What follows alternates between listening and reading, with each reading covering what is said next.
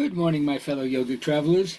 Mighty glad to be alive today, and I hope that you are too, as we continue to live, laugh, love, learn, linger, and live the life we love.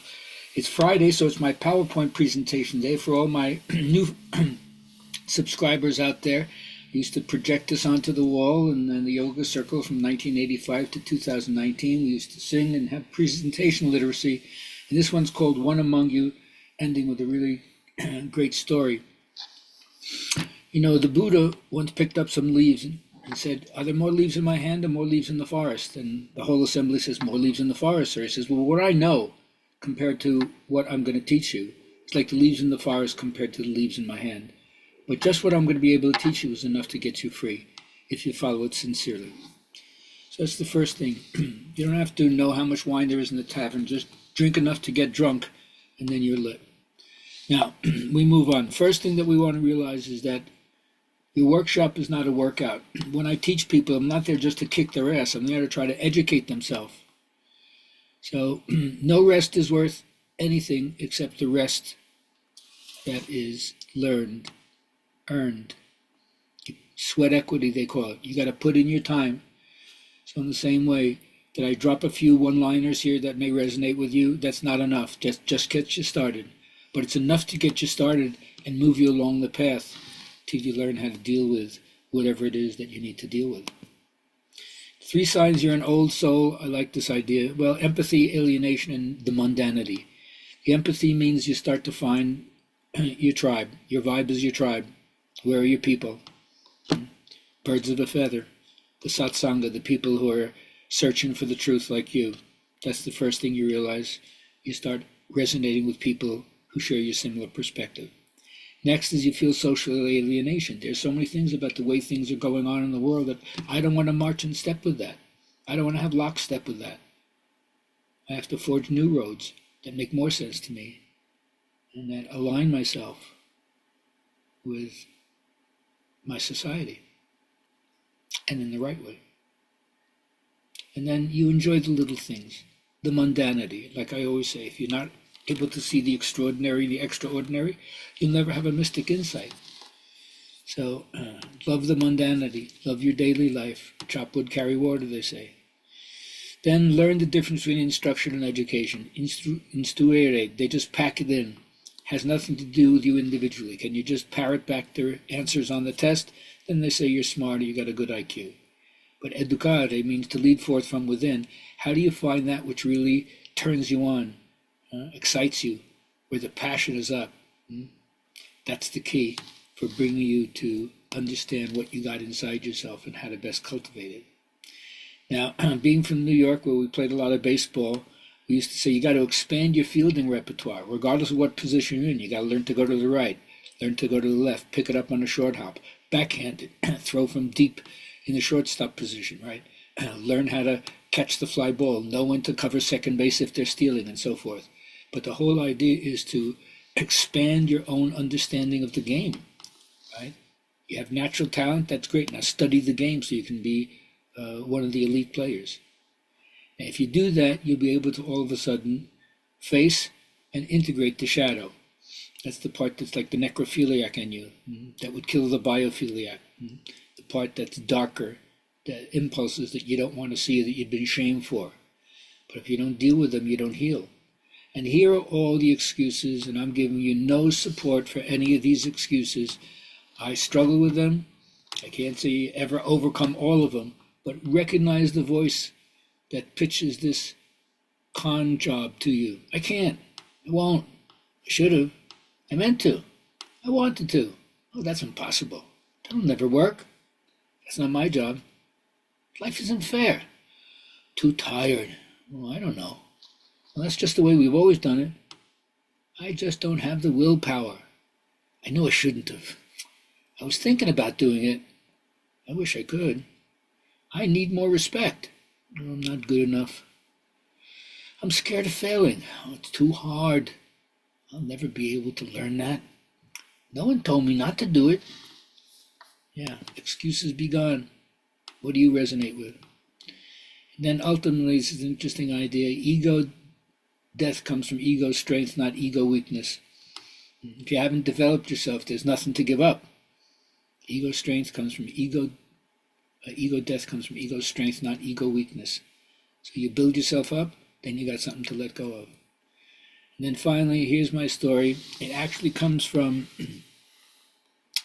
Brother Theophane's Magic Monastery, but it has a Jewish slant to it. Once there was a monastery that, after 1,100 years of being in existence, it whittled down to 5 people, the old abbot and 4 other brothers.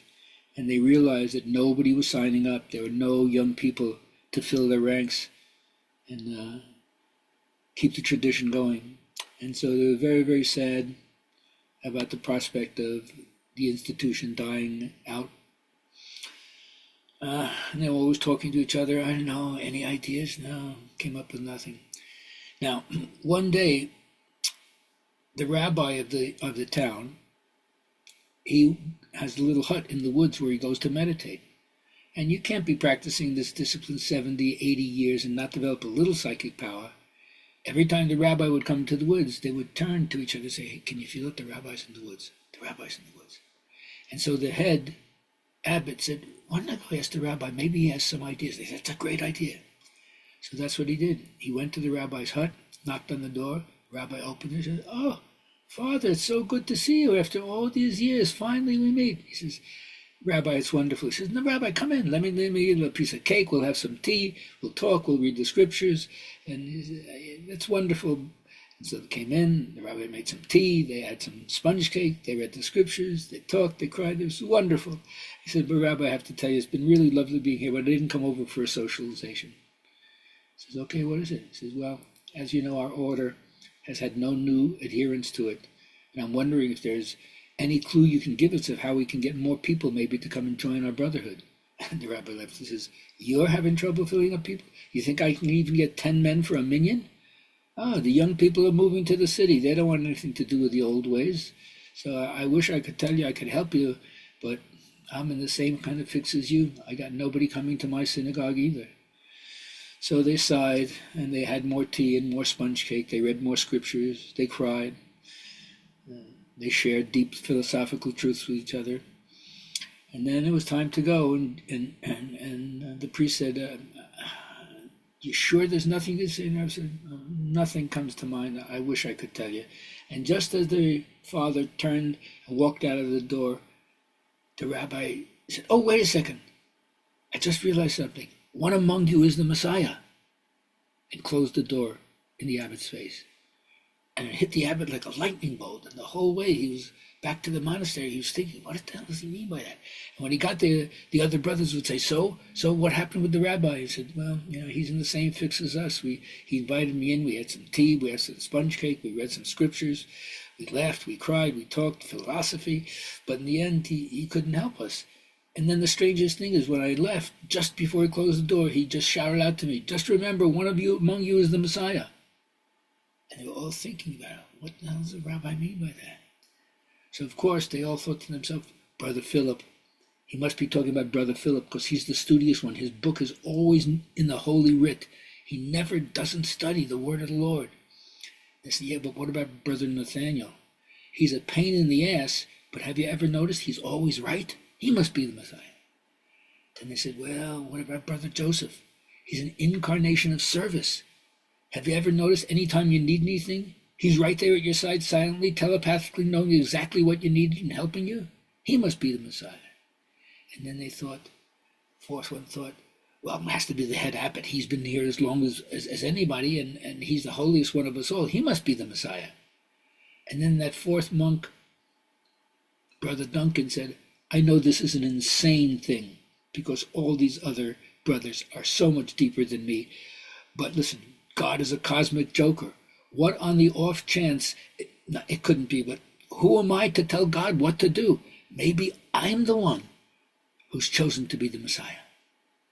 And so because each person thought this way, they looked at all the other brothers and rationalized why that other brother might be the Messiah. But then each one had to say, but what if God wants me to be the Messiah? They couldn't rule out that possibility. And so all of a sudden there was a new respect, a new vibration emanating from each of them towards the other ones, just on the off chance that you never know who it might be. And so every Sunday the local townspeople would come to the monastery grounds, which was beautiful, and they would have a picnic out there.